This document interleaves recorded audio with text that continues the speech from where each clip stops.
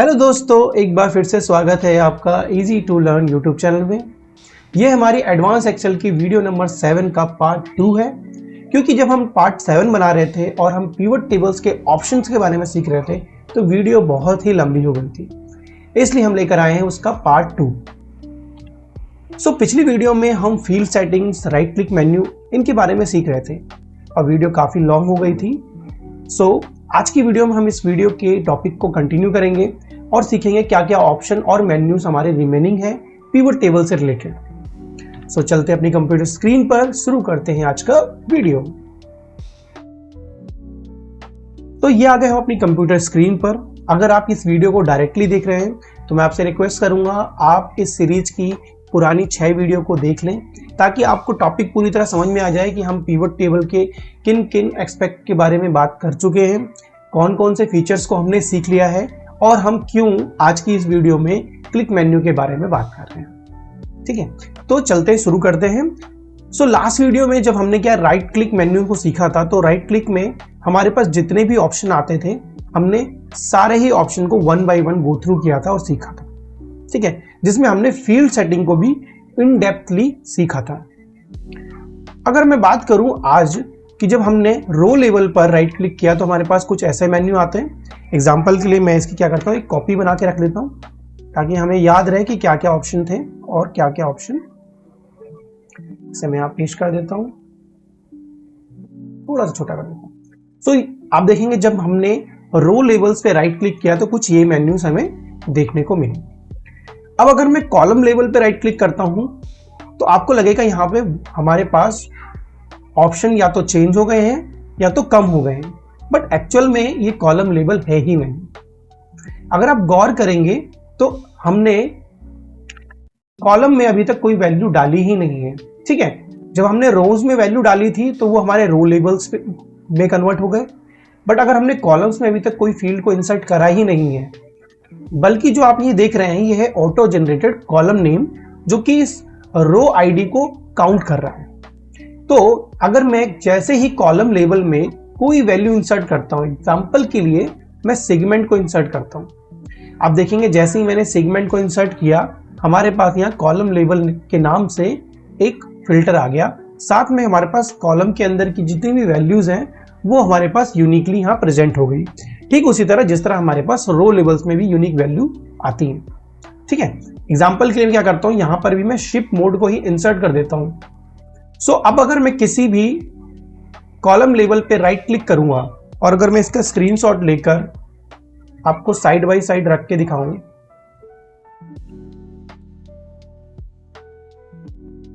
तो आप देख पाएंगे कि चाहे हम रो लेवल पे क्लिक करें या कॉलम लेवल पे क्लिक करें हमारे पास वही सारे ऑप्शन अवेलेबल होते हैं। यानी जो हमने पिछली वीडियो में सीखे थे वो सारे ऑपरेशंस जो हम रो लेवल पे करते हैं वो हम कॉलम लेवल्स पे भी कर सकते हैं। हमने रो लेवल पे सारे ऑपरेशंस को सीख लिया है, इसलिए हम कॉलम लेवल्स पे उसे रिपीट नहीं करेंगे। बल्कि आज की वीडियो में हम बात करेंगे कि अगर हम रो लेवल या कॉलम लेवल की जगह वैल्यूज पे अगर राइट क्लिक करते हैं तो हमें क्या ऑप्शंस देखने को मिलते हैं। एग्जाम्पल के लिए आप देखेंगे जब मैंने यहाँ पे राइट क्लिक किया तो कुछ नए ऑप्शंस हमें देखने को मिले, जैसे कि summarize, value by, show value as और शो डिटेल्स। और पिछली बार हमें रो लेवल्स और कॉलम लेवल्स पे फील्ड सेटिंग मिलती थी देखने को, बट यहाँ पे हमें वैल्यू फील्ड सेटिंग देखने को मिल रही है।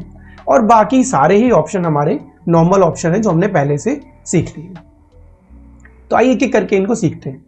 तो सबसे पहले जब हम किसी भी कॉलम पर राइट क्लिक करेंगे, आप याद रखिएगा ये कॉलम लेबल्स की वजह से हमें डिफरेंट कॉलम्स मिल रहे हैं। अगर हम कोई भी कॉलम लेबल इंसर्ट नहीं करेंगे तो जो भी हमने वैल्यूज इंसर्ट करी होगी वो हमें एज ए कॉलम नेम के रूप में मिलेगा। एग्जाम्पल के लिए अगर मैं कोई और वैल्यू को, मैं सेल्स को यहाँ पे इंसर्ट कर देता हूँ तो आप देखेंगे बजाय इस बार कॉलम लेबल के यहाँ पे मुझे वैल्यूज करके देखने को मिल रहा है और आप देखेंगे मुझे कॉलम में भी वैल्यूज का ऑप्शन मिल रहा है।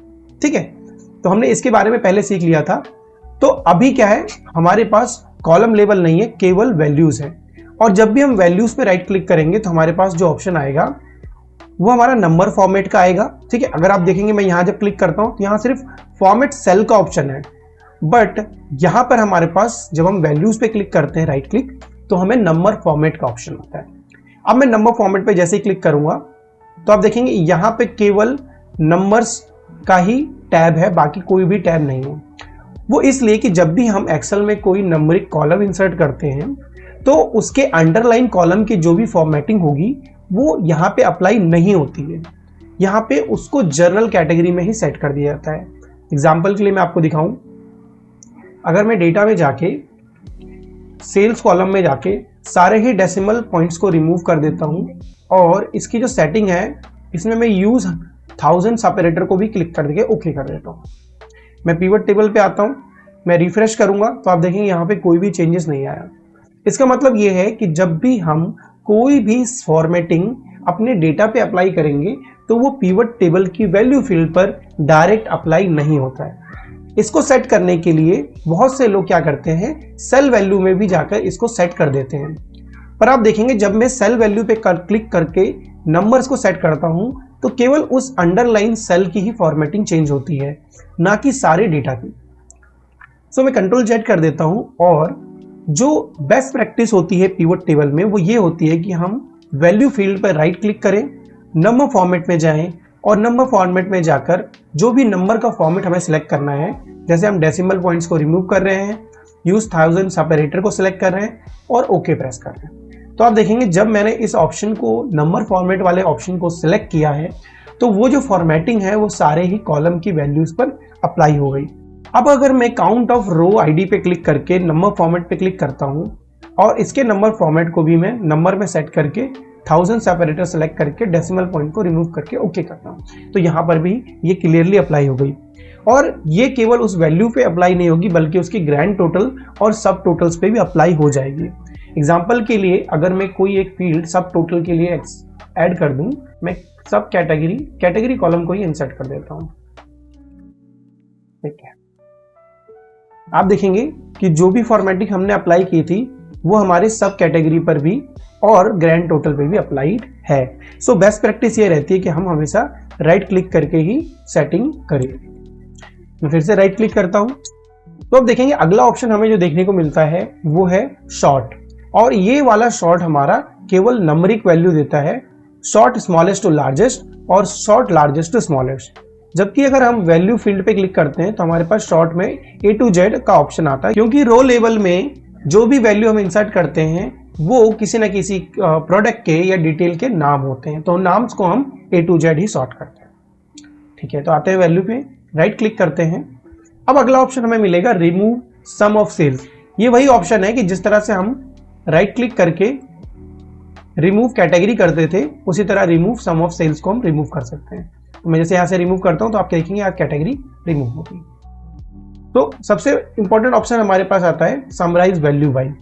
समराइज वैल्यू बाय में हमें क्या ऑप्शन मिलते हैं कि हम जो भी हमने न्यूमेरिक कॉलम को इंसर्ट किया है वैल्यू फील्ड में उसको किस तरह से हमें सम करना है, काउंट करना है या कोई और ऑपरेशन करना है मैथमेटिकल।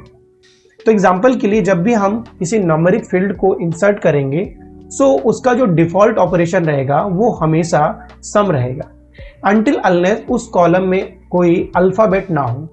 किसी भी कॉलम के किसी भी सेल में अल्फाबेटिक वैल्यू दे रखी है, अल्फा न्यूमेरिक वैल्यू है, तो पिवट टेबल उसे नॉर्मली काउंट करेगा ना कि सम। ठीक है, अब अगर मैं चाहूं तो मैं इस पर्टिकुलर कॉलम को भी एज ए काउंट कंसीडर कर सकता हूं, तो आप देखेंगे ये काउंट में आ गया।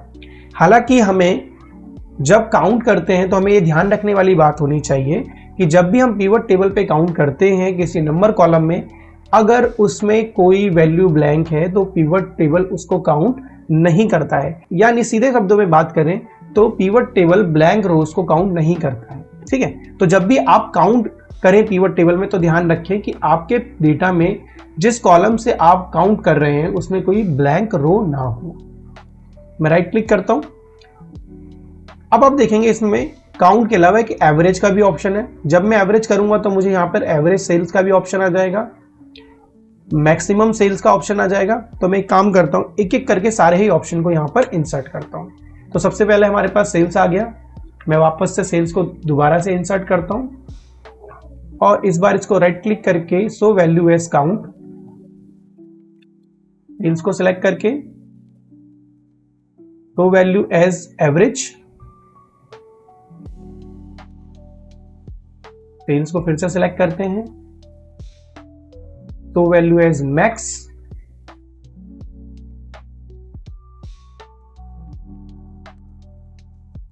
और सो वैल्यू एज मिन। तो आप देखेंगे हमने किस तरह से अलग अलग मैथमेटिकल ऑपरेशन यूज करे हैं सेम फील्ड पर, और हमें अलग अलग आंसर भी देखने को मिल रहे हैं। जैसे आप देखेंगे फर्स्ट क्लास में total sale 3,71,000, count 1658, average 224, maximum sale 13,999 और मिनिमम सेल 0.556। तो इस तरह के सारे ऑपरेशन हम क्या कर सकते हैं, राइट क्लिक करके जिस भी वैल्यू को चाहे उसे समराइज कर सकते हैं अलग अलग ऑप्शन के थ्रू। इसमें मोर ऑप्शन में अगर आप जाओगे तो आपको और भी कई ऑपरेशन देखने को मिलेंगे जिन्हें हम वैल्यू फील्ड सेटिंग में कवर करेंगे। अब अगर मैं राइट क्लिक करता हूं तो नेक्स्ट ऑप्शन आपको मिलेगा शो वैल्यू एज। अब शो वैल्यू एज को समझने के लिए मैं क्या करता हूं, ये अननेसेसरी जितने भी कॉलम है पहले इनको रिमूव कर देता हूं। तो अब हमारे पास क्या है, दो ही फील्ड है, एक है काउंट ऑफ रो आईडी और एक है सम, यानी हमारे पास नंबर ऑफ सेल्स और सम ऑफ सेल्स है। अगर मैं इसे राइट क्लिक करके समराइज वैल्यू में जाऊंगा तो आप देखेंगे यहां पे हमारे पास बहुत सारे परसेंटेज का ऑप्शन देखने को मिलते हैं। ये इसलिए होते हैं कि मान लीजिए आपसे कोई पूछता है कि फर्स्ट क्लास में जितना भी सेल्स हुआ है वो टोटल सेल्स का कितना परसेंटेज है। तो जनरली लोग क्या करते हैं, मैथमेटिकल ऑपरेशन को करने के लिए फॉर्मूला का यूज करते हैं कुछ इस तरह से, और इस तरह फॉर्मूला अप्लाई करके परसेंटेज लगाते हैं।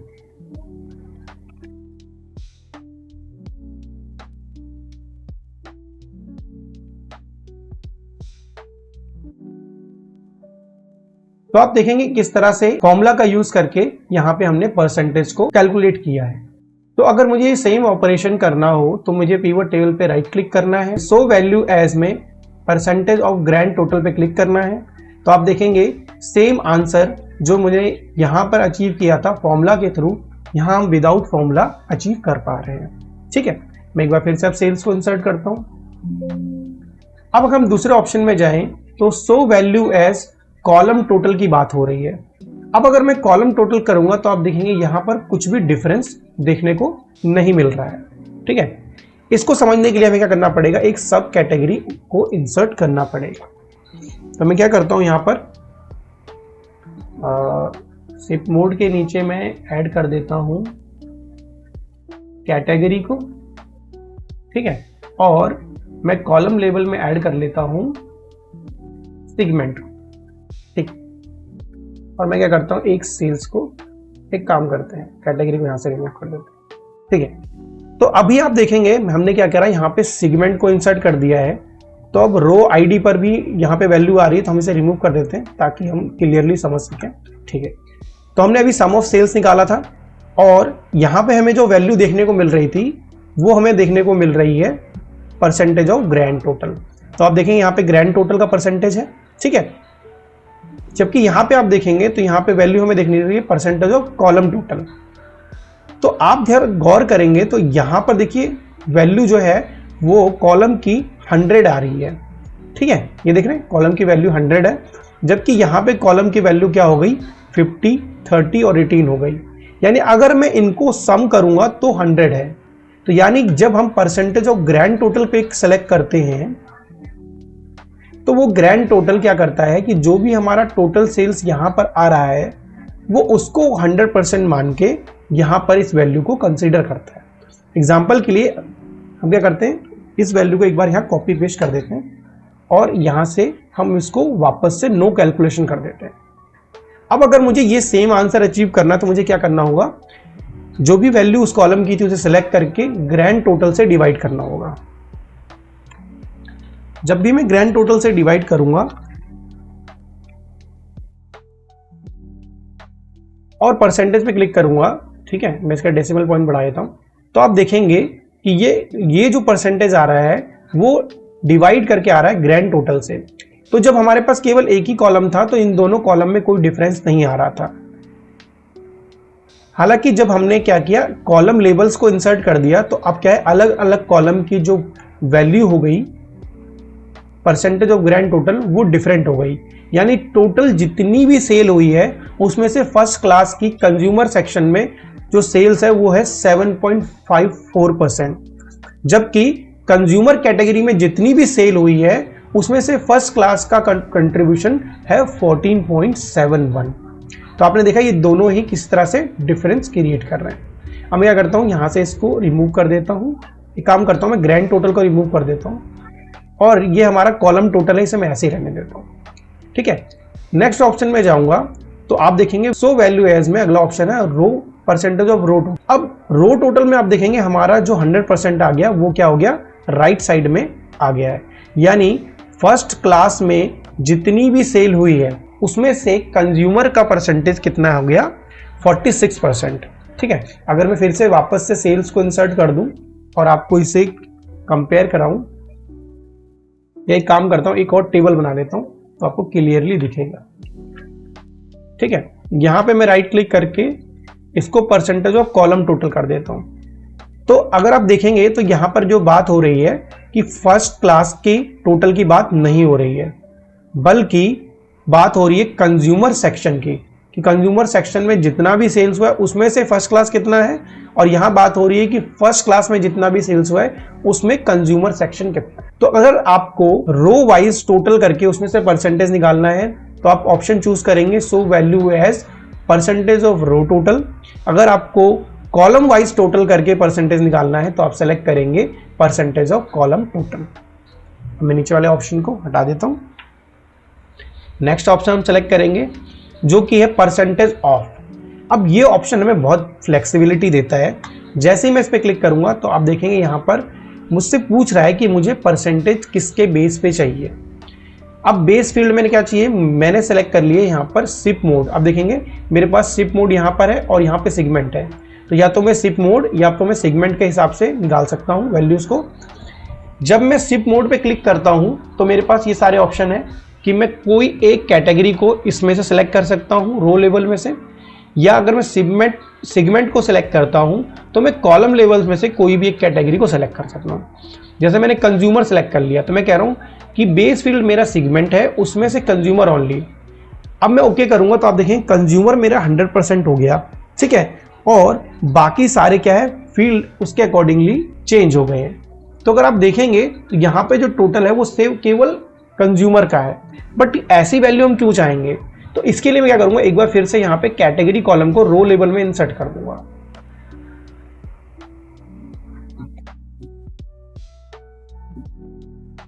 सो जब वैल्यू इस तरह से देखने को मिलती है तो ये हमें कोई भी तरह की कैलकुलेशन नहीं करके दे रही है। तो हमें तरीका जो ये रहता है, जो यूजफुल तरीका होता है वो होता है प्रीवियस या नेक्स्ट को सिलेक्ट करना या किसी और ऑप्शन पे अप्लाई करना। तो अगर मैंने कंज्यूमर में कंज्यूमर को सिलेक्ट कर लिया था तो वहां पे 100% ही आ रहा था। अगर मैं नेक्स्ट या प्रीवियस सेलेक्ट करूंगा तो आप देखें कुछ इस तरह से ये ऑप्शन हमें देखने को मिल रहा है। तो हमारा क्या है, फर्स्ट क्लास का तो टोटल आ गया, उस टोटल में से यहाँ पर हमारे पास 161 आ रहा है।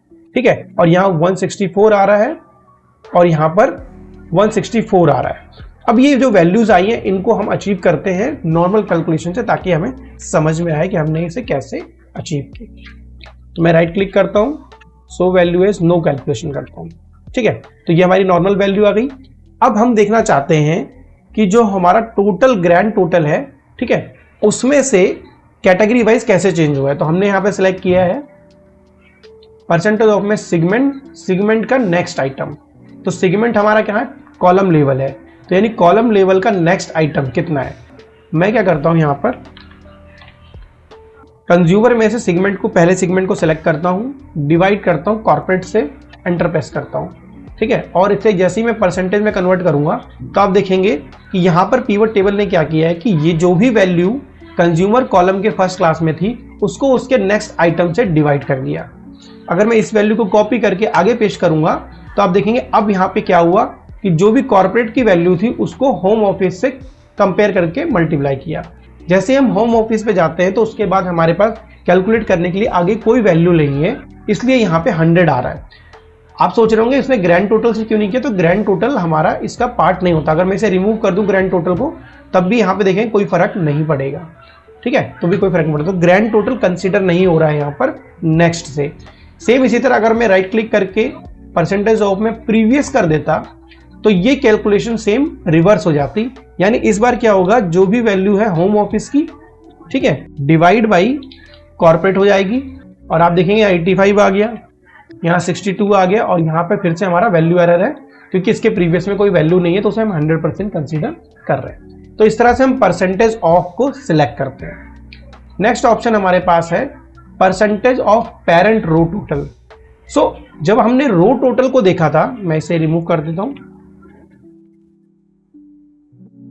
जब आपको याद होगा, जब मैंने अभी थोड़ी देर पहले जब रो टोटल किया तो उसने क्या किया कि जो भी रोज में वैल्यूज थी उसको उसके टोटल से बाकी सारी वैल्यूज को डिवाइड किया।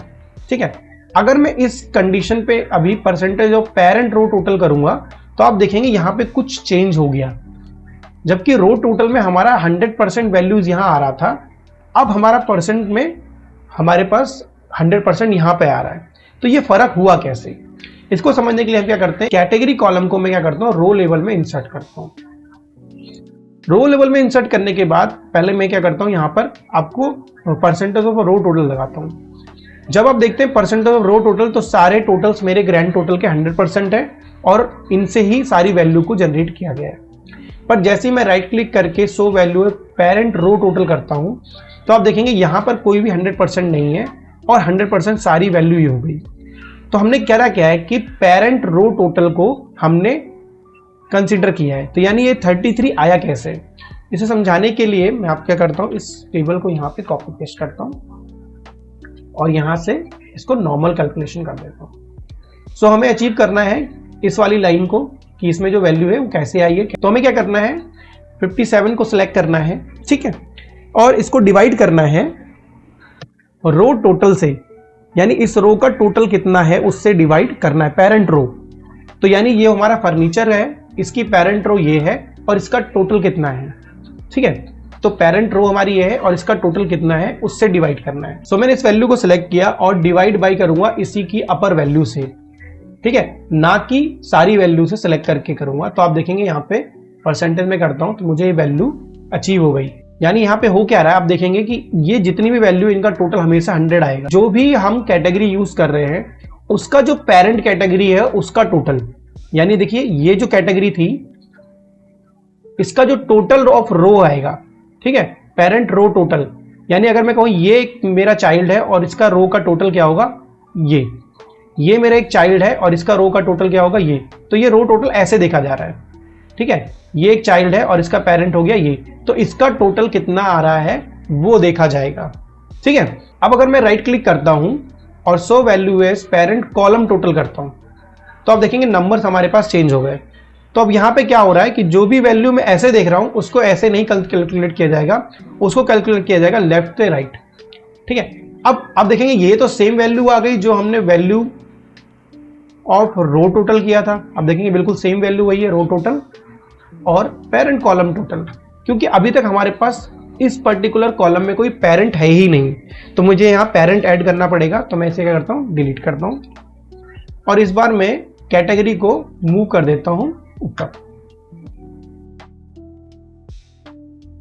ठीक है। अब आप देखेंगे कि जो 100 हम देख रहे थे, कंसीडर कर रहे थे, वो 100 हमारे पास आ तो रहा है यहां पे टोटल पे, ठीक है, लेकिन यहां पे हमारी सारी वैल्यू चेंज हो गई। अब यहां पे क्या हुआ है, अगर फिर से मैं आपको इसका डेमो दूं,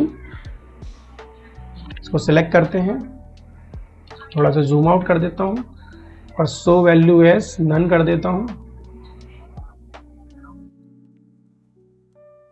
अब इसने क्या किया कि जो भी यहां पे वैल्यू आ रही थी इस वैल्यू को डिवाइड करा है इसके सम से, ठीक है। एंटर प्रेस करेंगे तो आप देखेंगे यहां पे 33.27 अचीव हो गया। अब अगर मैं इसको show value as parent row total कर दूं तो अलग वैल्यू आएगी। अलग वैल्यू क्यों आएगी, अब इसके टोटल से ही डिवाइड हो जा रहा है, ठीक। सो इसको जरा समझ लेते हैं। जब भी बात करी जाएगी पेरेंट रो टोटल की तो आप देखिए इस पर्टिकुलर कॉलम का पेरेंट कौन है, कंज्यूमर। इस पर्टिकुलर रो का पेरेंट कौन है, कॉर्पोरेट। और इस पर्टिकुलर रो का पेरेंट कौन है, वो है होम ऑफिस। तो जब भी मैं बात करता हूं कि राइट क्लिक करके show value as parent of column total, तो मैं कहूंगा कि इस पर्टिकुलर लाइन का जो भी पेरेंट है उसका टोटल क्या है। तो उसका टोटल ये है, और तो इससे डिवाइड कर दो।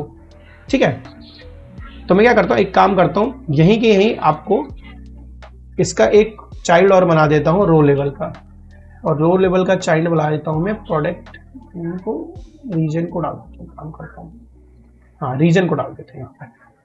ठीक है, अगर आप ध्यान देंगे इस टेबल पे, तो अब इस पर्टिकुलर जो मेरे पास कॉलम है, यानी अगर मैं पिवट फील्ड में दिखाऊं, तो जो कैटेगरी कॉलम है इसका पेरेंट हो गया सेगमेंट और रीजन का पेरेंट हो गया सिप मोड। इसको ध्यान रखिएगा। तो जब मैं बात करता हूं कि इन वैल्यू के पेरेंट कॉलम टोटल का परसेंटेज चाहिए, यानी जब भी मैं राइट क्लिक करके show value as parent column total की बात करूंगा, तो क्या हुआ, ये सारी वैल्यू का सम 100 आना चाहिए और वो डिवाइड होनी चाहिए किससे, इस पर्टिकुलर कॉलम से। अब अगर मैं बात करूं कि इनका पेरेंट कौन है, यानी कंज्यूमर का पेरेंट कौन है, तो कंज्यूमर का पेरेंट क्या होगा, इनकी टोटल वैल्यू, यानी 52, 25 और 22 मस्ट बी 100%। ठीक इसी तरह जिस तरह से यहां पर हुआ। लेकिन जैसे ही मैं पेरेंट रो टोटल की बात करता हूं परसेंटेज ऑफ, तो क्या हो जाता है कि अब इस पर्टिकुलर हमारे पास जो वैल्यूज है, इसका पेरेंट कौन है, तो इसका पेरेंट हमारा हो गया फर्स्ट क्लास, इसका पेरेंट कौन हो गया सेम डे, इनका पेरेंट कौन हो गया सेकंड क्लास, और इनका पेरेंट कौन हो गया स्टैंडर्ड क्लास। तो जो सम आया वो आया इन लोग का इन कैटेगरी के अंडर, यानी इनकी ऊपर वाली वैल्यू को सम कर दिया गया है, और साथ ही साथ इन सारी कैटेगरी का जो पेरेंट माना जाएगा वो ग्रैंड टोटल माना जाएगा। तो इन सारी कैटेगरी का टोटल अब क्या आएगा, 100 आएगा, इसलिए आपको 100 यहां पे देखने को मिल रहा है। तो ये बहुत ही कंफ्यूजिंग होता है लोगों के लिए, मैंने इसे बहुत ही आसान तरीके से समझाने की कोशिश की है। ठीक है, आपको अगर नहीं समझ में आया तो एक बार और ही इस वाले पोर्शन को रिपीट कर लीजिएगा। ठीक है, आपको ध्यान रखना है कि जिस भी कॉलम या रो का आप परसेंटेज टोटल निकाल रहे हैं, आप समझ लीजिए कि उसका पेरेंट का टोटल कहां है, वो यहां है। ठीक है, अब देखिए पेरेंट ऑफ, अगर मैं इसको यहां पे राइट क्लिक करके so values parent of column total करता हूं, यानी इस पर्टिकुलर लाइन का जो कॉलम है उसका पेरेंट कौन है, यहां पर है, और इस पर्टिकुलर रो का जो पेरेंट कौन है वो यहां पर। तो ये इस तरह से काम करता है। ठीक है, इसको मैं रिमूव कर देता हूं। नेक्स्ट ऑप्शन हमारे पास है परसेंटेज ऑफ पेरेंट टोटल। अब जब मैं राइट क्लिक करूंगा तो यहां पर अब मुझे ऑप्शन देगा कि मैं किसको पेरेंट कंसीडर करना चाहता हूं, सेगमेंट को या कैटेगरी को। ठीक है, अब देखेंगे यहां पे सेगमेंट आ रहा है और सेगमेंट के ऊपर कैटेगरी भी है। ठीक है, मैं एक बार दिखाता हूं आपको पिवट टेबल में, देखो सेगमेंट और कैटेगरी, तो किसको आप पेरेंट मानना चाहते हैं यहां पर। तो अगर मैं यहां पे सेगमेंट कर दूंगा तो ये ठीक उसी तरह काम करेगा जो पेरेंट कॉलम टोटल की बात हो रही थी। मैं इसमें सेलेक्ट करके ओके करता हूं तो आप देखेंगे यहां पे 100 हो गया। ठीक है, तो इस पर्टिकुलर वैल्यू को जो है पेरेंट मान लिया गया है हर एक का अलग अलग का। ठीक है, अगर मैं राइट क्लिक करके सो वैल्यू और परसेंटेज ऑफ पेरेंट करके इस बार मैं कैटेगरी को सिलेक्ट करके ओके कर दूंगा, तो आप देखेंगे हर एक वैल्यू को इटसेल्फ उसका पेरेंट मान लिया गया, इसलिए वो सेम वैल्यू से डिवाइड हो गई, तो 100 आ गया। फिर से मैं राइट क्लिक करता हूं परसेंट पेरेंट ऑफ, इस बार मैं सिप मोड को सिलेक्ट कर लेता हूं और ओके करूंगा, तो आप देखेंगे अब सारी ही वैल्यू इटसेल्फ अपने आप से ही डिवाइड हो गई और ग्रैंड टोटल भी डिवाइड हो गया, इसलिए सब जगह 100 आ गया। ठीक है, तो इस पर्टिकुलर ऑप्शन को यूज करते हुए आपको ध्यान रखना है कि आप किसको पेरेंट सेलेक्ट कर रहे हैं। तो अगर मैं इसके नीचे भी एक पेरेंट को डाल देता, तब यहाँ पर क्या है वैल्यू ज्यादा से अच्छे से समझ में आती कि अब अगर मैं यहाँ पे कैटेगरी को पेरेंट नहीं बना सकता, ठीक है, क्योंकि कैटेगरी को पेरेंट नहीं बना सकता और रीजन को मुझे हमेशा सिप मोड को ही पेरेंट मानना पड़ेगा। ठीक है, या फिर सेगमेंट को अगर मैं यहाँ से कैटेगरी को पेरेंट मान लेता हूं तो आप देखेंगे कुछ इस तरह से मेरी सारी वैल्यू सेम आ जाएंगी। नेक्स्ट ऑप्शन हमारा है डिफरेंस फ्रॉम, पहले इसे नो कर देता हूं। अब यहां पे बारी आती है difference from. Difference from use करने से पहले मैं क्या कुछ वैल्यूज को यहां से रिमूव करूं। अब डिफरेंस फ्रॉम जो होता है वो समझने के लिए हम पे क्लिक करेंगे। अब आप देखेंगे कह रहा है कि शिप मोड और फर्स्ट क्लास। ठीक है, शिप मोड और उसमें से फर्स्ट क्लास के बीच में करना है सेलेक्ट, तो मैं जैसे ओके करूंगा आप देखेंगे फर्स्ट क्लास को बेस माना गया और उससे सारी ही वैल्यू को माइनस कर दिया गया। मैं कंट्रोल जेड करता हूं, इसकी कॉपी लेता हूं, एक यहां पेस्ट कर देता हूं और मैं राइट क्लिक करके डिफरेंस फ्रॉम में क्लिक करके इस बार फर्स्ट क्लास को सिलेक्ट करके ओके कर देता हूं। तो आप देखेंगे यहां पे क्या हुआ है, कि सेम डे माइनस में फर्स्ट क्लास, और फर्स्ट क्लास को हमेशा फ्रीज कर दिया गया और फिर माइनस करके वैल्यूज को निकाला गया। ठीक है, ठीक इसी तरह अगर मैं इसे यहां मूव करूंगा तो अब जो ऑप्शन रहेगा वो इसी कॉलम पे रेफर करेगा और हमें इस तरह से वैल्यू देखने को मिलेगी। यानी हर कॉलम का फर्स्ट क्लास उसका बेस माना गया है और उससे डिफरेंस निकाला गया है। ठीक है, अब ये आपको कहां पे फायदेमंद होता है, इसका यूज कहां आता है? अगर आपके यहाँ पे मंथ्स होते, ठीक है, तो मैं एग्जांपल के लिए क्या है यहाँ मंथ्स ऐड कर देता हूं। सो वैल्यू एज नन करके सेगमेंट की जगह मैं एक बार यहाँ डेट, कोई सी डेट ले लेता हूँ, सिर्फ डेट मान लीजिए उठा लेता हूँ। ठीक है, चलिए देखो यहाँ पे ईयर्स आ गया। अब अगर मुझे देखना है कि ईयर टू ईयर कितना वेरिएशन आ रहा है तो मैं क्या करूंगा, राइट क्लिक करूंगा, सो वैल्यू एज डिफरेंस फ्रॉम। ठीक है, अब मुझे देखिए, ध्यान से देखिए डिफरेंस कैसे निकालना है, ईयर टू ईयर डिफरेंस निकालना है। तो वो मेरा कहां पर है, वो शिफ्ट मोड की जगह ईयर्स को सिलेक्ट करूंगा मैं इसमें से, चलिए क्वार्टर वाटर बाद में हटा देंगे। और ईयर को सिलेक्ट करने के बाद कैसे सिलेक्ट करना है कि मुझे प्रीवियस ईयर से पर वेरिएशन निकालना है। तो मैं जैसे ओके करूंगा, आप देखेंगे मेरा फर्स्ट ईयर जो हो गया उसको बेस माना गया और प्रीवियस से क्या है निकाला गया है वेरिएशन। एग्जाम्पल के लिए अगर मैं इस टेबल को कॉपी कर लूं और यहां पेस्ट कर दूं और यहां पे नो कैलकुलेशन कर दूं, ठीक है, तो आप देखेंगे कि मेरा बेस किसको माना गया, हर वैल्यू में से उसकी प्रीवियस वैल्यू को माइनस कर दिया गया। ठीक है, तो हमने प्रीवियस सेलेक्ट किया था तो यानी हर ईयर के प्रीवियस ईयर से वैल्यू को माइनस किया गया है। ठीक, मैं इसे कैंसिल करता हूं, राइट क्लिक करता हूं, सो वैल्यू एस में जाता हूं, डिफरेंस फ्रॉम में आके प्रीवियस की जगह मैं नेक्स्ट सेलेक्ट कर लेता हूं। यानी अब क्या होगा, वैल्यू रिवर्स हो जाएगी कि सबसे पहली वाली और सबसे लास्ट वैल्यू में से उससे प्रीवियस वैल्यू को माइनस किया जा रहा है। राइट क्लिक करता हूं, so value S difference from में। अब मैं ईयर की जगह अगर मैं चाहूं तो क्वार्टर सेलेक्ट कर सकता हूं जो कि ये कॉलम की वैल्यूज है, या फिर मैं शिफ्ट डेट को भी सिलेक्ट कर सकता हूं, तो पर डे का भी मैं डिफरेंस निकाल सकता हूं। तो आप देख रहे होंगे यहां पर हमेशा क्या है, ये काम किस पे कर रहा है, इस वाले कॉलम पे ही काम कर रहा है। मुझे यहाँ पे वाली जो वैल्यू है शिफ्ट मोड वाली, इसको सिलेक्ट करना है। अब अगर मैं शिफ्ट मोड वाली वैल्यू को सिलेक्ट करता हूं तो यहाँ पे भी प्रीवियस, नेक्स्ट और क्लास का ऑप्शन आ रहा है। तो मान लीजिए मैं प्रीवियस करके ओके कर दूंगा, तो अब क्या होगा, हर ईयर में उसकी क्लास में से माइनस कर दिया जा रहा है, जो कि हमने सीख लिया था। ठीक है, अब मैं राइट क्लिक करता हूं, तो जिस तरह से हमने डिफरेंस वैल्यूज में निकाला, हम इसे परसेंटेज डिफरेंस में निकाल सकते हैं। उसके लिए आता है परसेंटेज डिफरेंस फ्रॉम। तो मैं ठीक उसी तरह सेलेक्ट करूंगा, मैं ईयर्स को जाऊंगा, सेलेक्ट करूंगा और प्रीवियस में सेलेक्ट करके ओके करूंगा।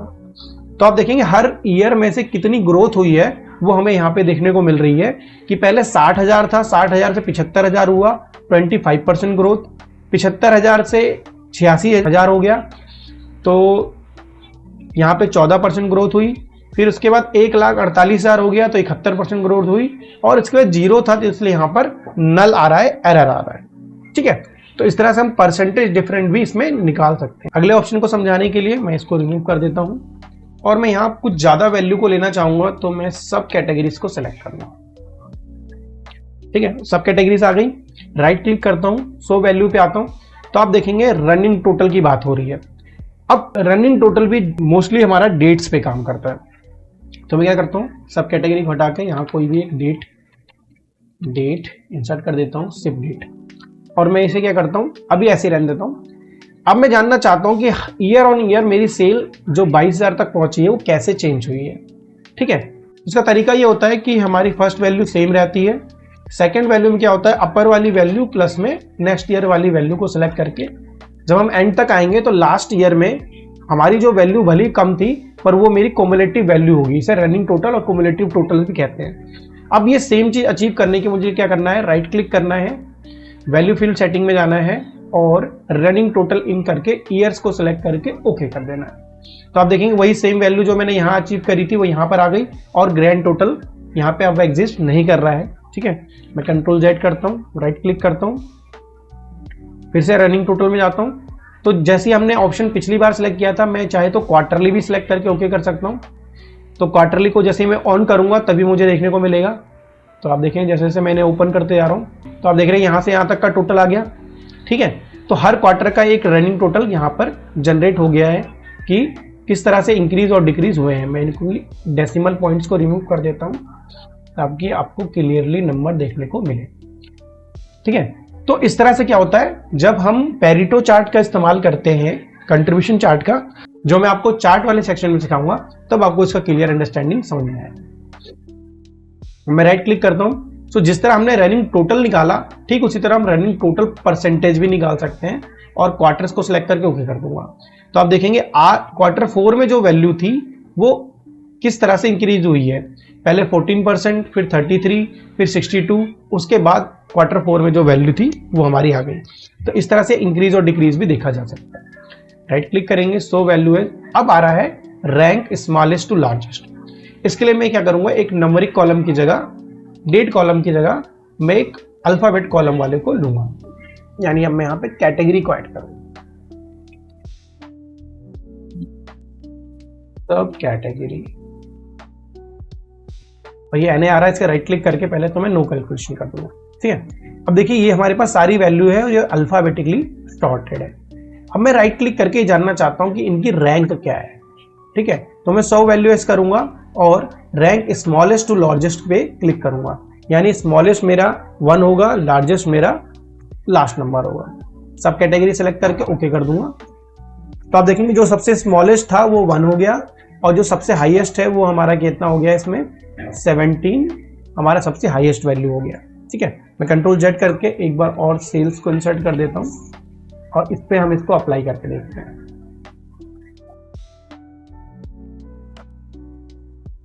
राइट क्लिक, तो आप देखेंगे कि सबसे लोएस्ट वैल्यू हमारी 1 है और सबसे हाईएस्ट वैल्यू हमारी 17 है।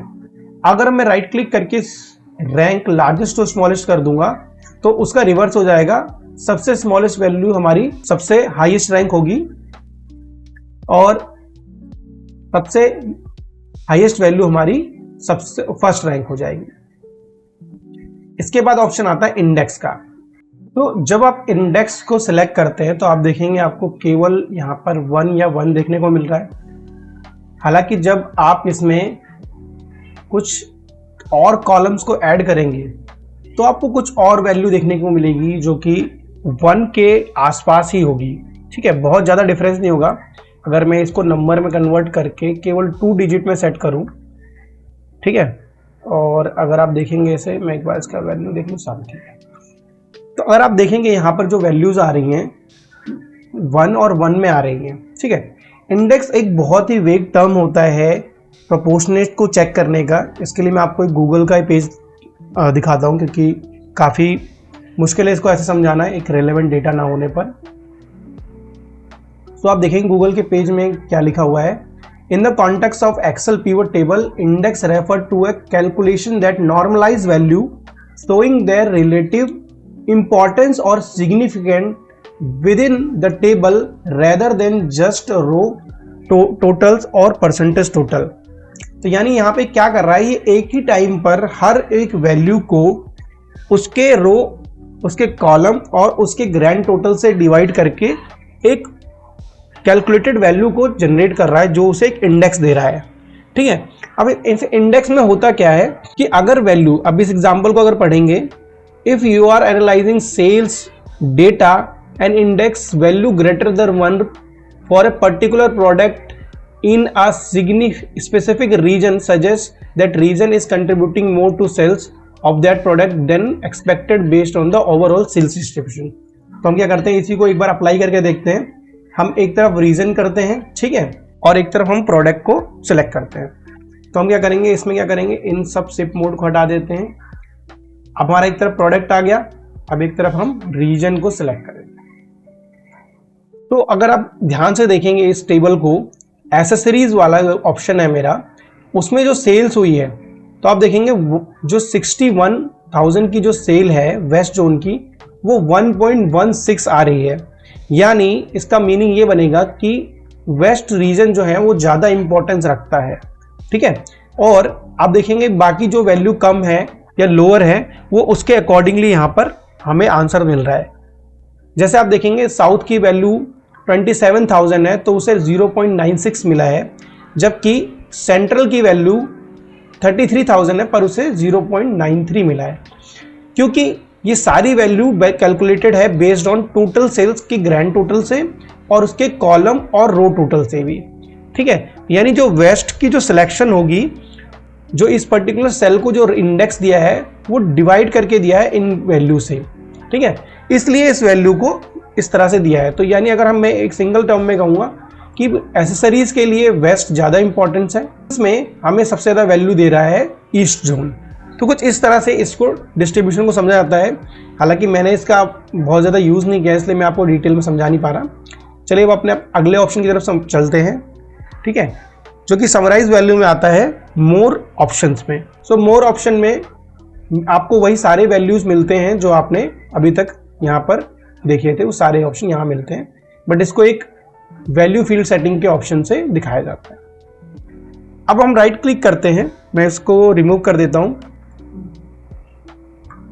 मैं राइट क्लिक करता हूं और अब हम जाते हैं शो डिटेल्स पर। अब ये शो डिटेल्स क्या करता है कि जब भी हम किसी वैल्यू को देखते हैं कि यहाँ पे 61,000 आ रहा है, तो इस 61,000 कितनी रोज और कितने रोज से सेलेक्ट होके आ रहा है, वो कौन सी रोज हैं जिनका सेल 61,000 है। तो अगर आप इस पर राइट क्लिक करके शो डिटेल्स पे क्लिक करेंगे तो आप देखेंगे हमारे पास ये डेटा एक्सट्रैक्ट होकर आ गया है शीट नंबर 1 में। ठीक है, और इसमें अगर मैं सेल्स कॉलम में जाके चेक करूंगा तो इसका टोटल 61,000 ही आ रहा है। अगर मैं पीवट में जाऊं और ये जो 503 है साउथ का, इस पर अगर मैं क्लिक करके या तो मैं डबल क्लिक करूं या मैं शो डिटेल्स पे क्लिक करूं, तब आप देखेंगे एक नई शीट बन जाएगी जिसमें सेल्स का डेटा, जिसका सम 503 ही होगा। तो इस तरह से हम डेटा को क्विकली फिल्टर आउट कर सकते हैं विदाउट हमारे ओरिजिनल डेटा में कोई चेंज किए। फिर हम राइट क्लिक करते हैं, अगला ऑप्शन हमारा वैल्यू फील्ड सेटिंग का आता है। वैल्यू फील्ड सेटिंग पे जाएंगे तो आप देखेंगे ये वही सारे ऑप्शन हैं जो हमने क्या करा, राइट क्लिक करके समराइज किया था, समराइज वैल्यू बाई को, और नंबर फॉर्मेट का ऑप्शन भी हमें यहाँ पे देखने को मिलता है जो हमने राइट क्लिक मेन्यू से देख लिया था। फिर से राइट क्लिक करते हैं तो आप देखेंगे बाकी सारे ऑप्शन हमारे पास हो गए क्लियर। अब हमारे पास केवल एक ऑप्शन बचा है जो कि है पिवट टेबल ऑप्शन, जिसे हम सीखेंगे अपनी आने वाली वीडियो में। ठीक है, तो आज के वीडियो में इतना ही। कमेंट करके जरूर बताएं आज की वीडियो में ऐसे कौन से ऑप्शन थे जिनको आपने सीखा, जो आपको बहुत अच्छे लगे या आपके लिए बहुत यूजफुल रहे। मैं मिलता हूं आपसे अगली वीडियो में, तब तक के लिए बाय।